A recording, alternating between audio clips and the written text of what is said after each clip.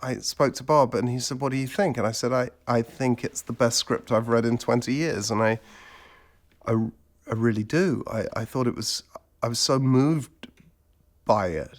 And so there was no reason to say no. It was, I felt like it was a wonderful opportunity, and I felt very, hashtag blessed. What did I feel? I felt flattered that they were talking to me. That's sort of one of the things that is most unique and sort of special about it. You're able to just jump to these hot button moments of all of these different families' lives that have lived in the same space on Earth, whether it's in the house or whether it's before the house, and you're in the woods, and there are indigenous the people having their relationships in front of the camera. But there's something. It in the end, I thought reading the script, and I hope what happens is you when you see the film is it's sort of there's something very tender about all of these terribly insignificant things happening to these people that are, of course, very significant to them, and then you're just moving through time, and I don't know. I found there to be something so warm and thoughtful about the project. Al is a man who has, when we meet him, just come back from the war, the Second World War. We're in 1945, 1946, I think. I think it's 45 that we actually first meet him. And he's with a realtor, or if you're from England, a real estate agent. And he and his wife, Rose, are considering buying the house. Al thinks it's too expensive. And then Rose tells him she's pregnant, and they decide to purchase this house. And then you follow their lives, from 22 through to 80. And I think Al is, well, let's think about it. So he's 22. So he was 6 years old during the Great Depression.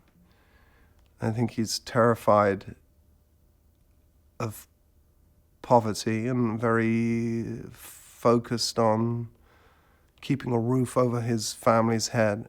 So you come back to look at the monitors, and on one monitor is you at 22, and on the other monitor is me at nearly 52. And it was crazy, but for what I thought was a really surprising reason, which is that the fake one looked more real to me. Because that's how I still look in my head.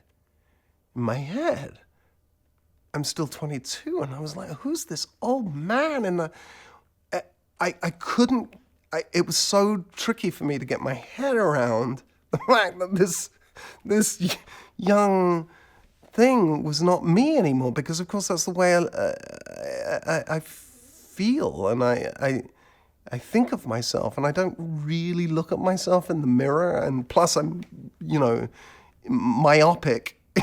So I get up in the morning, I can't see what I'm looking at in the mirror, and then I genuinely, it was the most peculiar thing to know that this was the fake image, and this, oh my God, was the real image. It was horrifying. I hated it. Although I'd love to have it in real life. And maybe create mirrors that just do it in real time around my house, like a sort of modern, Miss Havisham, where I just always look in the mirror and you're always 22 years old. Perfect.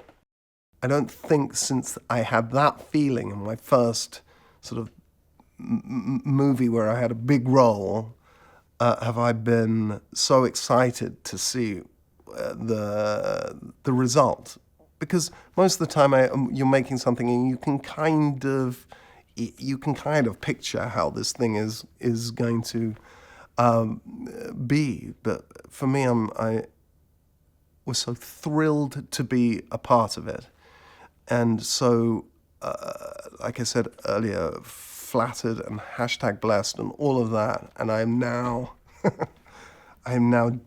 genuinely hankering to see the result. So I feel like a kid actor again, actually. I'm so excited. And at times look like a kid actor in it, which is even, better. Everybody ready? フォレストガンプのスタッフキャストが送るある場所で交差する時を超えた家族の物語。 Now pronounce you man and wife. I could spend the rest of my life here. Right here is where we want to be. I'm sure does fly, doesn't it? Sure does. 心のこもった信じられない感動がここにある。 Many, many happy memories. Here 時を超えて。